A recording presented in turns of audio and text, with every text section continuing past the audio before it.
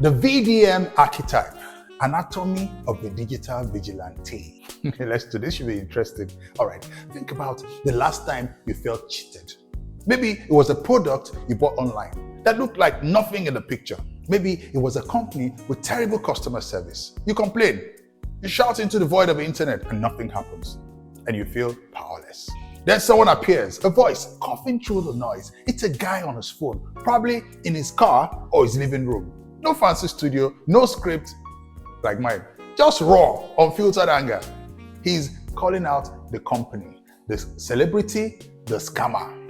He has receipts, he has evidence, and he's not backing down. Suddenly, thousands of people are sharing, commenting, tagging. The company is forced to respond. You watch it all unfold and think, finally, justice.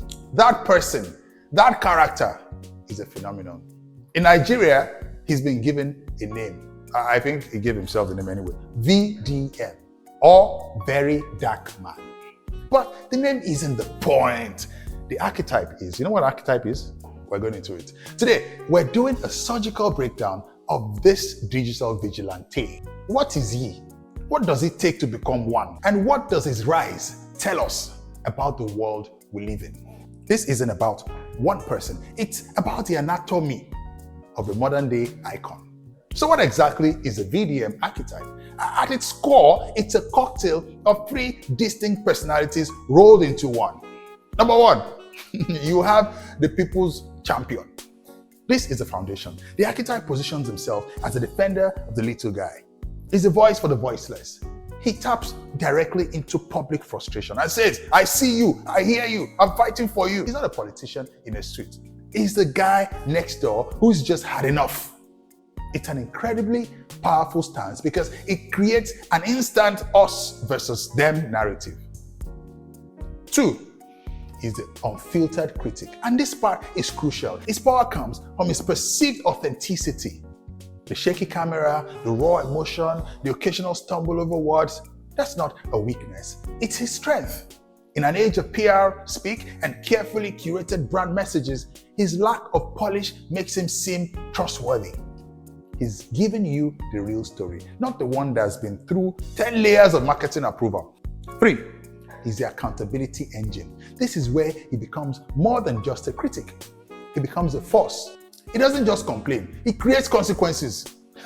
By weaponizing social media, he creates a court of public opinion where official systems have failed. If a regulatory body takes 6 months to investigate, he can get a company trending for all the wrong reasons in 6 hours. It's a walking, talking consequence for bad behavior. So that's the what. But what about the who? What's going on inside the mind of this archetype, of this kind of person? What's the psychological secret sauce? Well, the research suggests it's not a personality you can just switch on. It requires a very specific wiring. The first and maybe most surprising ingredient is high conscientiousness. This isn't just about being tidy, it's about having a rigid, almost obsessive sense of right or wrong. You know people like that?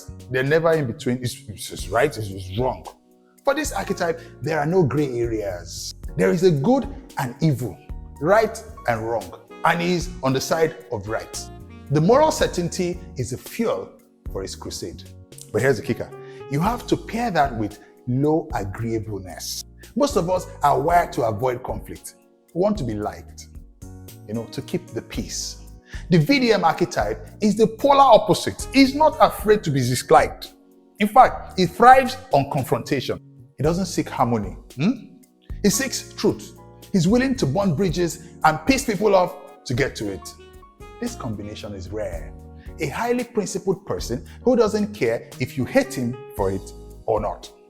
That's a powerful and dangerous mix. Then, you layer on high assertiveness and populist charisma.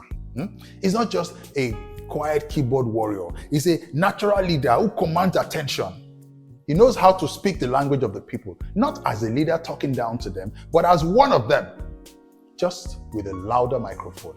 And finally, there's a touch of what psychologists might call savior complex, a deep-seated belief that he, and maybe only he, has the unique mission and the ability to protect the public. It's not an act. He believes it.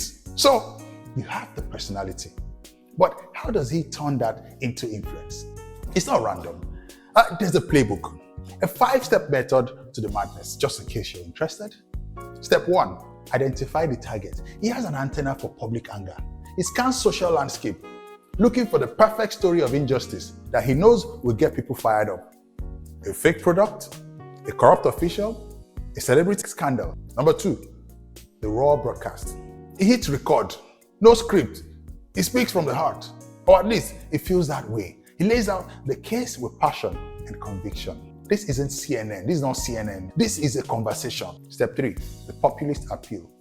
This is where he frames the battle. It's never just about a bad product. It's about a greedy corporation exploiting you.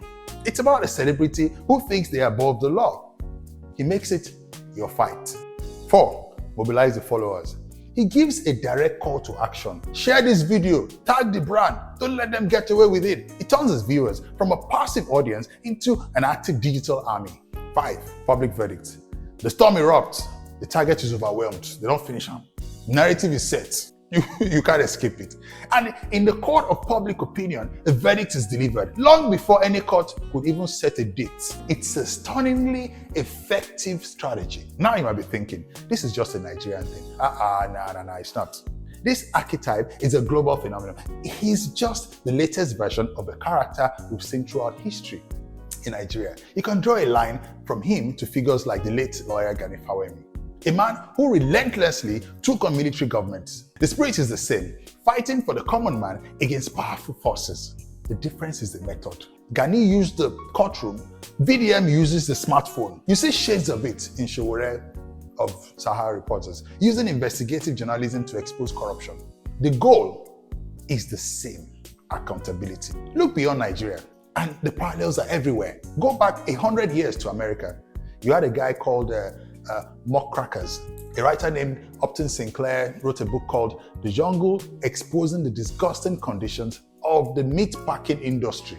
You can rewind that later and hear what I said there. He was a VDM with a pen. In this case, he was a journalist. He was trying to expose, the meat packing industry back in America about 100 years ago. And what he did, like VDM, he writes about them. He was a VDM with a pen. And his work led to the creation of the Food and Drug Administration. He forced change. In the modern era, you have a figure like Julian Assange of WikiLeaks. You might have heard about him. His entire mission was to expose secrets the powerful wanted to keep hidden. A much more complex and controversial case, but the core impulse, radical transparency as a tool of justice, is the same. And on the darker side of the spectrum, you can even see how this playbook is twisted by figures like Alex Jones in the US, who use the same anti-establishment, I'm telling you, the real truth persona to build a movement around conspiracy theories. So what does it all mean? The rise of VDM archetype isn't really about one man. It's a giant flashing warning light. It signals a massive loss of faith in official institutions. When people believe the police won't help, the courts are too slow, and regulatory agencies are asleep at the wheel, they go looking for a hero. And the internet is very, very, very good at creating them. But it's a double-edged sword. On one hand, these figures can force real accountability. They empower consumers and give a voice to the voiceless. On the other hand, what they practice is not justice. It is outrage. It bypasses due process. It runs the risk of becoming a witch hunt, where public anger, not fact, determines guilt. It's the Wild West, where the man with the fastest smartphone wins the duel, like the gun. So the next time you see that raw, angry video pop up on your timeline and you feel that urge to hit share, just pause for a second and ask yourself, are you watching justice being served? Or are you just part of a really, really good show? If you like this video, there's plenty more waiting for you on YouTube. If you're in a rush, hit our article and Instagram carousel for a quick breakdown. If you want to go deep, explore our interactive web analysis and grab the full research PDF at PopCentralTV.com. I'm Alain Kalbebe. I bring you Newsense every day on Pop Central, DSC 189. Follow us on TikTok, Instagram, and X. And if something is not clear, you hear them everywhere. What this thing means, sir? Ask me to explain it. And stay sharp. Just so you know, This is for information only and not advice. Some details or policies might have changed by the time you're watching this.